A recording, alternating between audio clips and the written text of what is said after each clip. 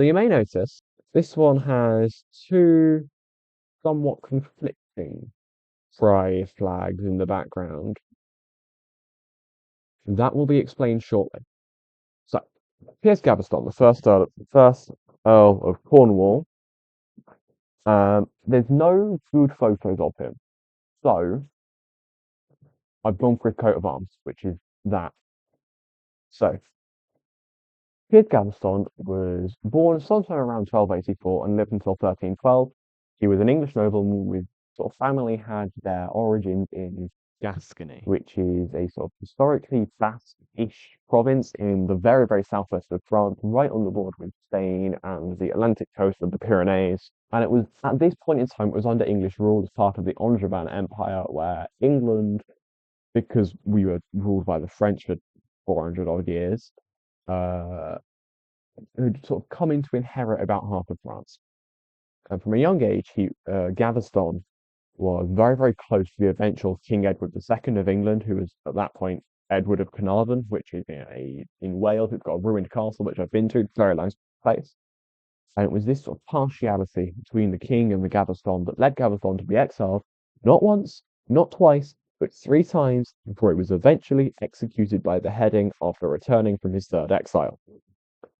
Despite his perhaps now, there is scholarly disagreement on this, which I will get onto later, because it really annoys me. Perhaps intimate relationship with King Edward II. The anger against Gaveston was more to do with political favoritism than any sort of allegations or suspicions that Gaveston may have been gay, which is interesting to say the least. Some would say that's a compelling piece of evidence. Some would say that we don't know how much it actually means. So Gaveston's exact birth year is unknown. He was around 1284 because he was about the same age as Edward II. Gaveston was very close to the king. They'd been educated together. Basically, Gaveston got sort of caught in the middle of conflicts between Edward I and his son, who would then become Edward II. And Gaveston and Edward the Younger would both be banished together along with a bunch of Edward's entourage, which was not Gaveston's last exile. He was exiled a further three times on his own or being the king's favourite, basically. Uh, and sort of many contemporaries noted that they had an intimate relationship. However, and as I say, many modern scholars do agree with that. However, some scholars point to the fact he had four kids and an extramarital child and say that he wasn't gay, although nobody seems to think he may have been bi. And now I must say, I possibly would say it's wrong to speculate on people's sexuality, particularly dead people. Like, if they took that to their grave, why are we trying to dig it up? If we are going to speculate about this, we seem to forget that just like gender, sexuality is not a binary. You're not either straight or gay. There are people in the middle, like myself. This is my pride flag here on the right.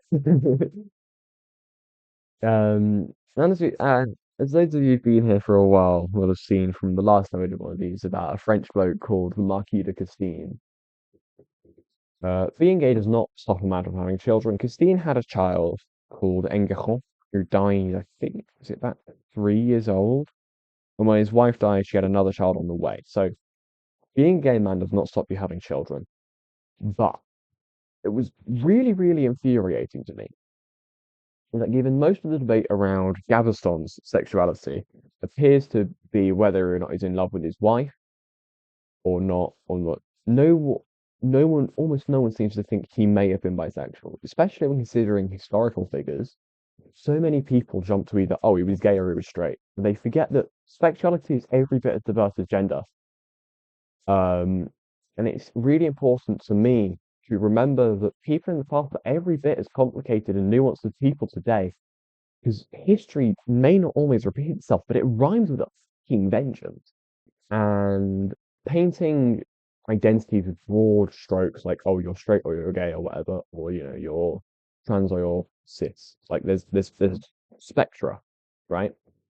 Just like how light is a spectrum, humans exist on spectrum. we are not neatly defined points in space. We are like blobs, blobs of existence on the fabric of identity. And particularly in the world we're in today, there is when there is so much division, division about class, division about race, division about gender, sexuality, all this sort of thing. Sort of, the far right would have it, the woke versus the, what they would see as the natural order of things, which I would see as homophobic bullshit. Um, like we need to remember that people have always been people. People have always been complicated, and that like just painting people with broad strokes and sweeping generalizations just does not fly. And that is the end of my slideshow. Thank you for watching.